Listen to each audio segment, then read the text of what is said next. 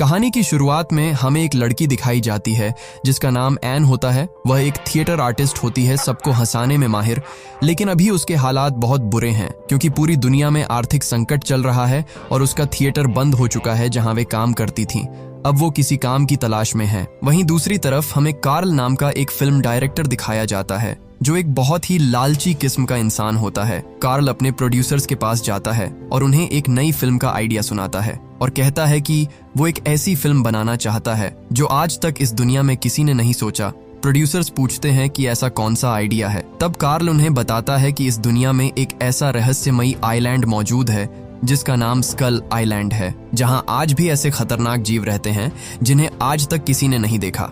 मैं बस उन्हीं की एक फिल्म बनाऊंगा, आप मेरी फिल्म में पैसे इन्वेस्ट कीजिए। ये सुनकर प्रोड्यूसर्स कहते हैं कि तुम बाहर इंतजार करो, हम आपस में बात करके डिसाइड करते हैं। कार्ल रूम से बाहर जाता है और दरवाजे के कान लगाकर प्रोड्यूसर्स की बातें सुनता है। प्रोड्यूसर्स कहते हैं कि कार्ल अब पूरी तरह से पागल हो चुका है, वो बहकी बहकी बातें करने लगा है। अगर ऐसा ही रहा तो वो हमारे पैसे डूबा सकता है, इसलिए हमें उसकी पुरानी फिल्मों में इन्वेस्ट किए हुए पैसे भी वापस ले लेने चाहिए। कार्ल ये सुनकर वहां से 9-2-11 हो जाता है, यानी भाग जाता है, क्योंकि उसे किसी भी हाल में स्कल आइलैंड पर खतरनाक जीवों की फिल्म बनाने का सपना पूरा करना था। अब कार्ल को अपनी फिल्म में काम करने के लिए एक हीरोइन की जरूरत होती है, लेकिन उसके डूबते हुए करियर और उसके अटपटे आइडिया को देखकर उसके साथ काम करने के लिए कोई भी तैयार नहीं होता। तभी दिखाया जाता है कि एन काम की तलाश में एक डायरेक्टर के बताए एड्रेस पर जाती है। इत्तेफाक से कार्ल भी वही होता है और उसकी मुलाकात एन से हो जाती है।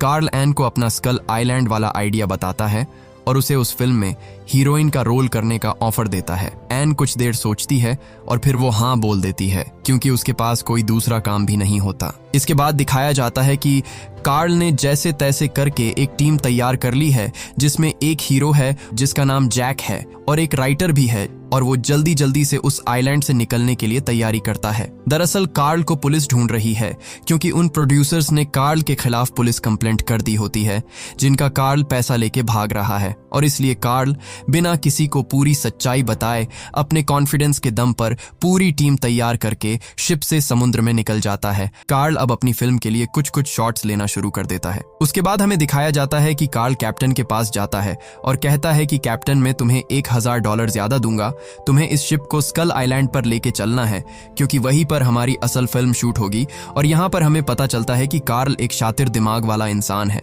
उसने अब तक किसी को स्कल आइलैंड की सच्चाई नहीं बताई है। कैप्टन भी हाँ कर देता है क्योंकि उसे भी वाइल्ड लाइफ देखना पसंद है और ऊपर से $1000 का लालच। कुछ समय बाद उनकी शिप एक ऐसे इलाके में पहुंच जाती है जहां चारों तरफ घना कोहरा होता है और कुछ भी साफ दिखाई नहीं देता। वे लोग रास्ता ढूंढने के लिए तारों की मदद लेते हैं, लेकिन तभी शिप का एक वर्कर जोर जोर से चिल्लाता है, चट्टान चट्टान। जब तक कि कैप्टन कुछ समझ पाता, शिप जाकर सामने चट्टानों में फंस जाता है, इसलिए उसे शिप को वहीं रोकना पड़ता है। कार्ल समझ जाता है कि यह वही आइलैंड है जिसकी उसे तलाश थी। फिर कार्ल अपने क्रू मेंबर्स के साथ छोटी नाव लेकर उस आइलैंड की तरफ निकल जाता है। कैप्टन और उसके साथी वही शिप पर रुकते हैं ताकि शिप को चट्टानों से निकाल सके। वह लोग जैसे ही स्कल आइलैंड पर पहुंचते हैं, वहां एक अजीब डरावनी शांति होती है और तभी वहां रहने वाले आदिवासी लोग अचानक उन पर हमला कर देते हैं। जब तक कि वह कुछ समझ पाते, आदिवासी उन्हें घायल करने लगते हैं, लेकिन तभी कैप्टन अपनी टीम के साथ वहां पहुंच जाता है और अपनी गन से फायरिंग करता है।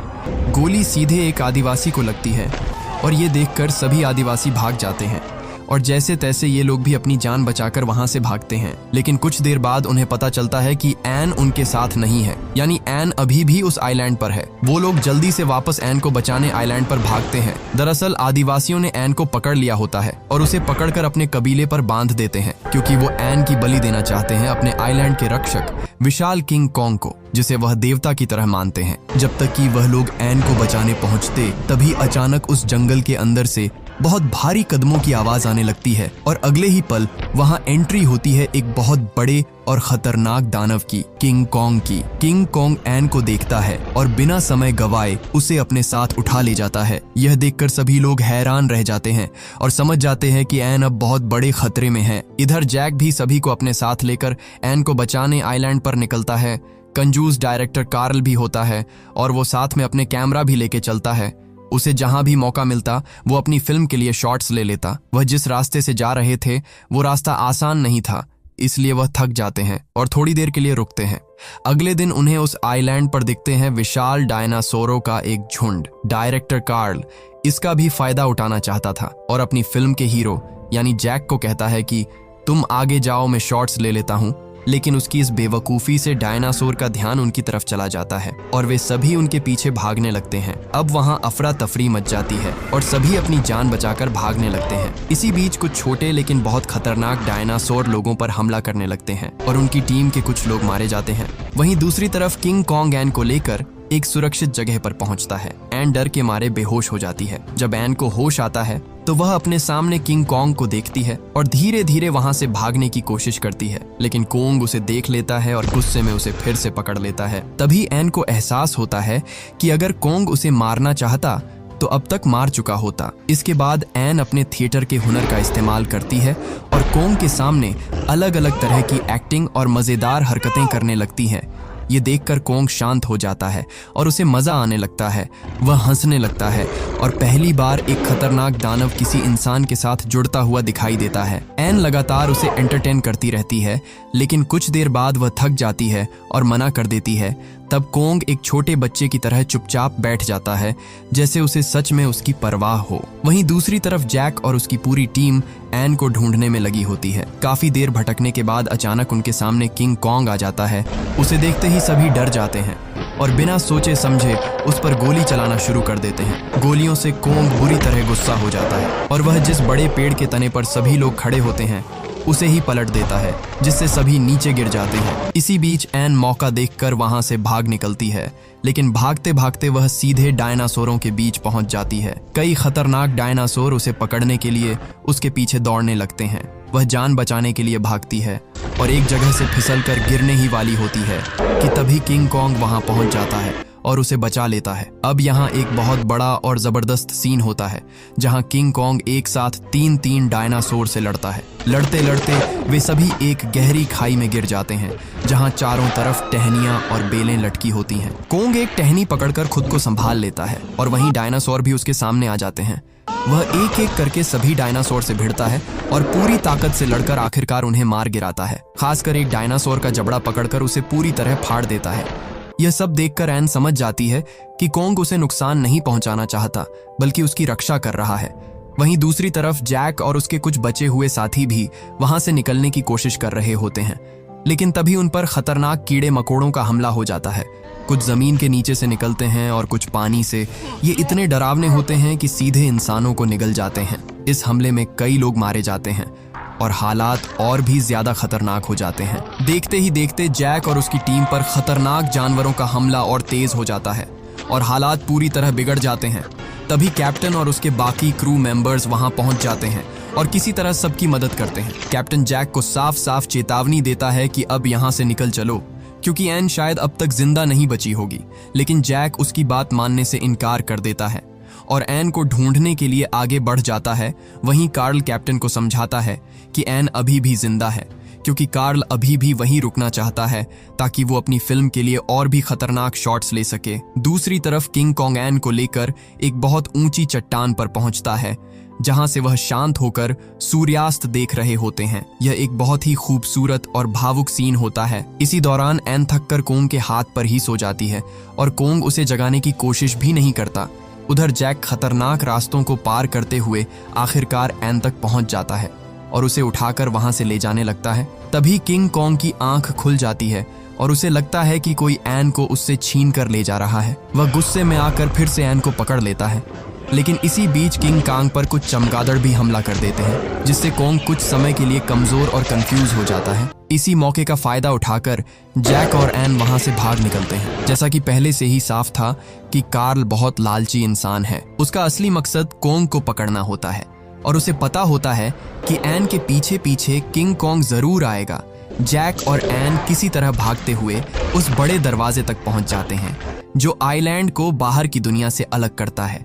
वे दोनों तो बाहर निकल जाते हैं, लेकिन वो दीवार इसीलिए ही बनाई गई होती है ताकि उस आइलैंड का कोई भी खतरनाक जीव बाहर ना आ सके। लेकिन एन को पाने के लिए किंग कॉन्ग उस विशाल दीवार को भी पार कर जाता है और आखिरकार बाहर की दुनिया में आ जाता है। और कार्ल भी यही चाहता था।